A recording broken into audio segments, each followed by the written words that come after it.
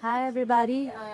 Nice to meet you. My name is Tal Leemor, and I'm the Senior VP Marketing and Partnerships at Hoopo. If you don't know Hoopo, we are one of the leading providers of the longest lasting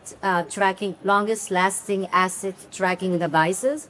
So we track unpowered assets such as dry containers, chassis and trailers, and ground support equipment. We have offices in Asia, Europe, North America, and the Middle East. And today we're going to talk about visibility in dry containers and the value that it brings. So let's begin. Before we begin, I want to ask you, how many of you have or work in companies that have fleets of dry containers? Okay. How many of you know or seen or have information about these kind of tracking devices? Okay, good to see. So, you know what? Before we'll start, I want to take a moment and explain a bit, okay? Currently, in the industry, as you know, it's a very big momentum for digitization of dry containers. This started with Hoopo, it continued with Team that are our partner in a full fleet deployment. It's actually the first full fleet deployment that also has door open detection for securing and ensuring cargo integrity and security. So let me explain to you a little bit about our solution first, and then we can dive deeper into the value that tracking technologies bring beyond just visibility. Okay?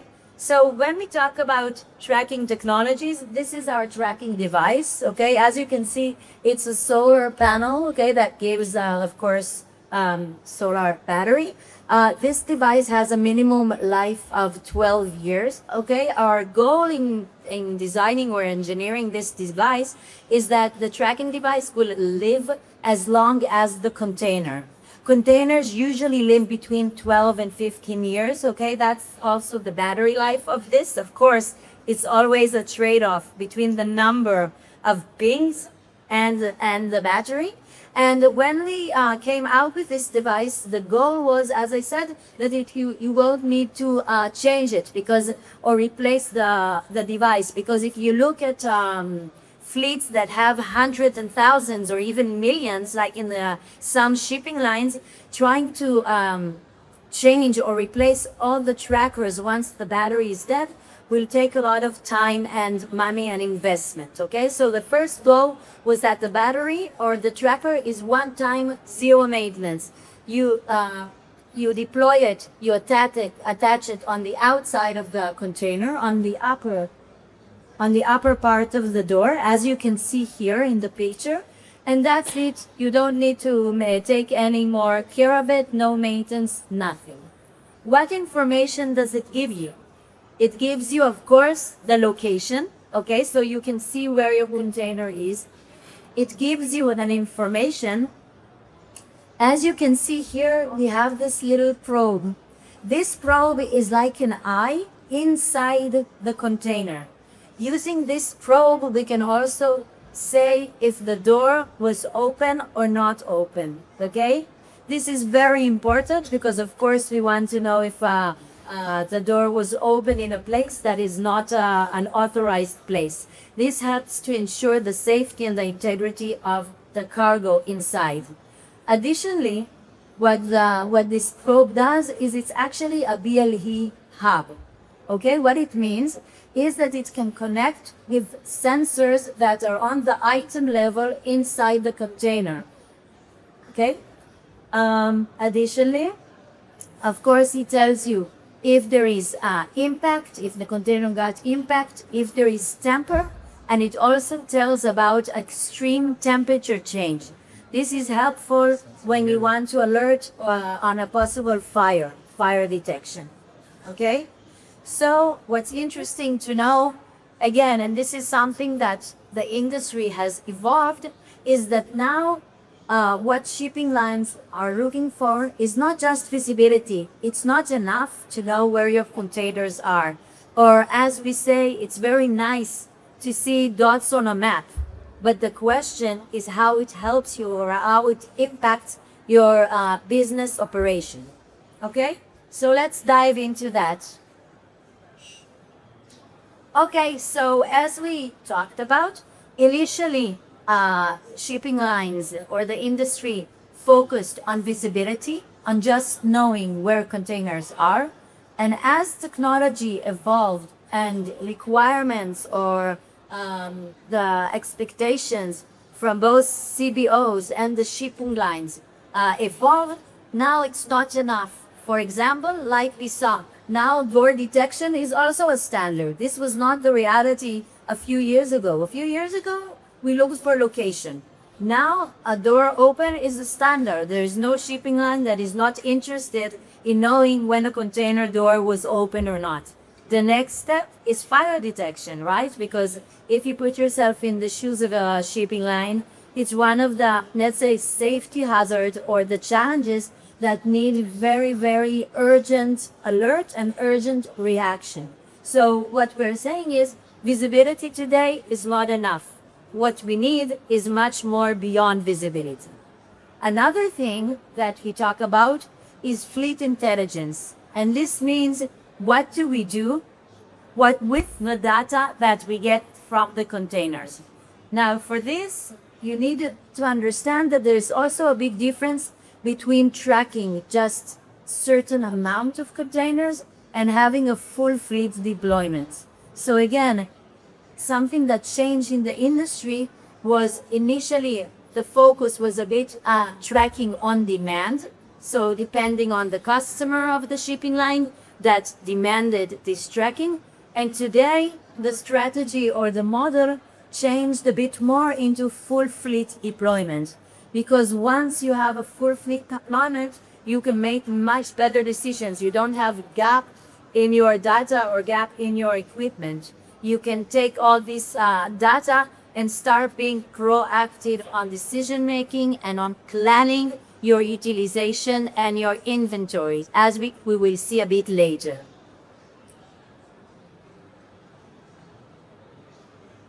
Okay, so as we said, it's not anymore where is my container, but it's what it is doing and how much money it is costing me or saving me. Okay, where visibility stops. First of all, something that's important to understand is that before we had tracking devices like this, actually when containers arrived to the inland trips, it was a complete blind spot, right? So once the container arrived and started its inland journey without the IoT or tracking device, there was no visibility at all.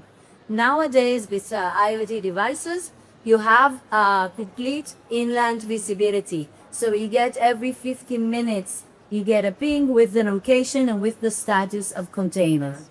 But what happens in interchange? You heard about interchange? Is it something that you know about? I'll explain. What happens is that many times carriers and shipping lines share their equipment, okay? If they have containers that are sitting at a certain location for one shipping line and they're not using it, it's losing the money, right? But then another shipping line can say, hey, I need 5 containers now in this location. And then the other shipping line can say, okay, I have empty containers there. You can use them. It's a collaboration between a shipping line that is pushing the industry forward. Again, all this collaboration is super important to have the data, the visibility and the collaboration of the data so that this collaboration can happen. Because otherwise, how do they know exactly where they have empty containers? How do they know how long they're sitting there? How do they know how long they've been at another shipping line? So this is another value that once full fleet, when we look at the future, when we look past the basic visibility, where are my containers, that this technology enables.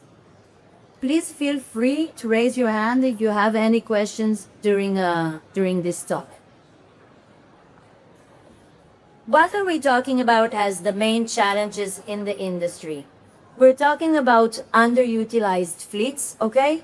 Again, put yourself in the shoes of a shipping line or of any company that has equipment, okay? If you have a container that does five trips a year, or if you have a container that does 50 trips a year, obviously a container that does 50 trips a year is a much more profitable and money-making container, okay? Again, this is something that this technology enables. You want to have a better utilization, more efficient turns, and less idle times. Okay, this is one of the key things that drive digitization in dry containers with shipping lines. Another thing is lost revenue from poor visibility. What happens is that when you don't see, you don't know where the container is. You don't know, for example, if it's located sitting empty and then you need to move it empty. That's lost revenue because if you knew, you could have moved it for another trip. Another thing is something that changed is actually the requirements or the demands from the shipping line customers, okay? So from the CBOs. Now, as we saw with the reports, recent reports from DCSA, we saw that the CBOs demand to know what's going on and have visibility regarding their cargo, okay? So they also want to have visibility. It's something that they choose their partner, their shipping line partner, nowadays accordingly. And they want to ensure cargo security and cargo integrity, as we said. So again, this is something that we see. The once technology widens, it goes into the industry in all kinds of levels. Not only the shipping lines that are owning and operating the containers, but actually from their customers as well. Excessive insurance expense. So this is something that when we look when we look currently and when we look in the future, we believe that this is where the industry is going in terms of insurance. Okay, like it happened also in the car industry. I don't know if you remember this, but of course, before we had the trackers and the GPS in the cars, the insurance wasn't based on them. Nowadays, at least where I live, once you have a GPS in your car, that little device that always shows where it isn't stable in the car, the insurance costs go lower as well because it's easier for them to secure and make sure that it's not stolen. The same with containers, okay, when we talk about visibility of location. Beyond that, when we look forward into the future, once all the dry containers, you have these IoT devices that would have early fire detection integrated in them. This is also something that would help drive the insurance cost lower or help differentiate the insurance costs. Because if you can know that there is a fire in 2 minutes instead of 20 minutes or instead of 2 days, that then you can act upon it much quickly and you can reduce substantially the damage that is done, okay? That, of course, significantly impacts the insurance company and the insurance costs. No single source of truth for AI. Something that's important to say here. I know everybody loves AI. I love AI as well. But the most basic thing with AI is what data is it based on, right? I'm sure that we all have this experience, whether it's with ChatGPT or Claude or Gemini. If you ask or you give the wrong prompt, you will get not a good answer, right? It's AI is not something that is smart enough to give you the information or to give you a good answer if you don't give it the right directions, you don't give it the right input. Similarly, also with this example, okay? So what does this mean? It means that the data needs to be as much reliable as possible. And this comes into examples in all kinds of different aspects, okay? Of course, when we talk about location, if it gives the wrong location, this is not reliable data. If it tells you that the door was opened and the door wasn't open, it was false positive, then it's not the right data. This affects on both things. First of all, it affects the impact or how you can rely on this data in decision making. Because if shipping lines want to rely on this data in the decision making, they have to ensure that the data is reliable. And I'll give you an example. When we talk about door open detection, if you think about it, then we say, we can do it with a light sensor, right? Because we have this probe that looks inside the container. When the door is closed, it's dark. When the door is open, light comes in, it means the door is open. That sounds amazing. Very easy, very simple solution.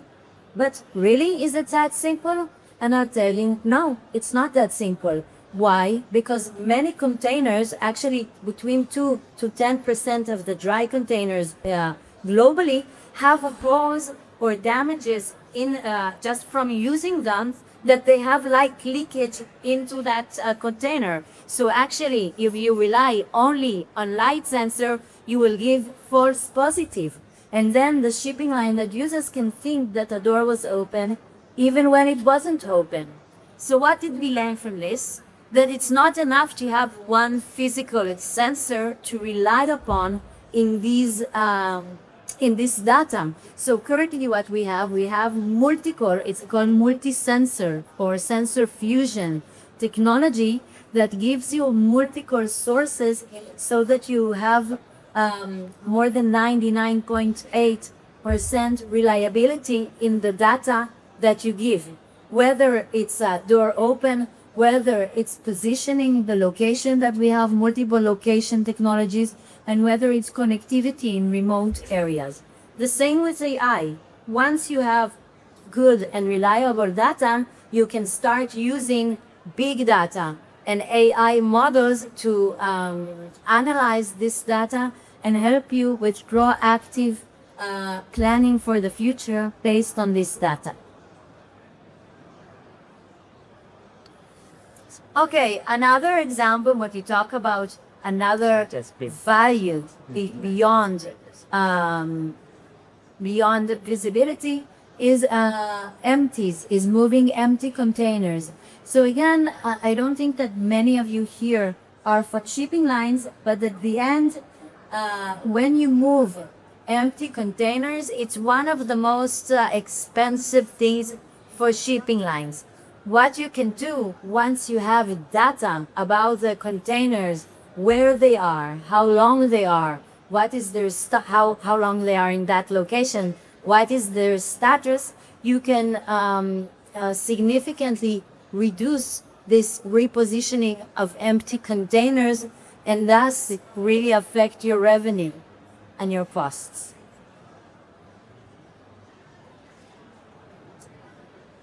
Again, when we talk about cost, or when we talk about lost opportunities, we talk about delayed returns, we talked about additional unplanned usage, idle or dwell time, and route deviations, okay? These are 4 examples that cost shipping lines a lot of money. And these are 4 examples that once you have complete visibility, or as we call it, fleet intelligence, because it's not only location, it's also the status, also integrated with contextual use case, specific use case based data, then you can prevent these scenarios. Okay, so what we talked about, and I think that this is something that is well known, or you can really feel it even if you don't manage containers. Okay, today with all the technology, there is a lot of data, right? But the data, if it's not relevant data, or if it's not presented in a relevant way, then it can also make a lot of noise, right? Because Okay, so I get a lot of data from containers. Let's say that I have 1 million dry containers, and I get the data. I get where they are. I get how long they're there. I get when the door is open. I get when the temperature change. If all this data is just injected as data, it's not gonna be efficient in the way that I can change my operations and change my business decision making in an impactful way. I'll give you an example. If I get an alert that a container door was open, okay? Let's say that I'm a shipping line. If it was open in my depot, that's okay. I don't need to do anything with it, right? Or at a customer depot. I don't need to do anything with it. It's probably the customer got the containers. They're opening the door to take out their cargo. If this same alert, I get it in the customs geofence, okay, when it arrives to a certain country and it's in the customs. So now, as the shipping line, I know to flag, oh, I have a custom event. This container was chosen by the customs. What does it mean? It's still okay. It's not something that's horrible, but it means that it's gonna be delayed. The ETA is gonna be delayed. So if I want to be proactive and to give good customer service to my customers, I will flag it to my customer. I will tell them, listen, the ETA was planned X, but actually now it's gonna be X plus 3 because customs stopped it. If I get the same door open alert mid-sea, okay, this is a complete different scenario. Then I say, hey, maybe I have an illicit trade try here. Okay, maybe this is someone trying to steal the cargo. This is something that needs immediate action.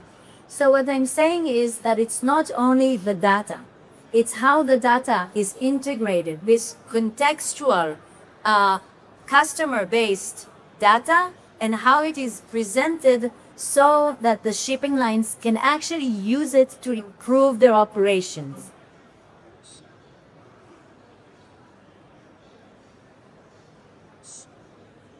Okay, this is the same.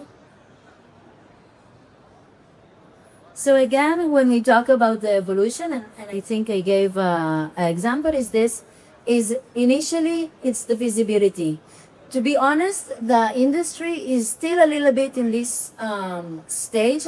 Now, when you talk to shipping lines, some shipping lines have already full fleet dry container tracking enrolled. Some shipping lines are in pilot stages. Some shipping lines want to have tracking devices or telematics or digitize their dry container fleet.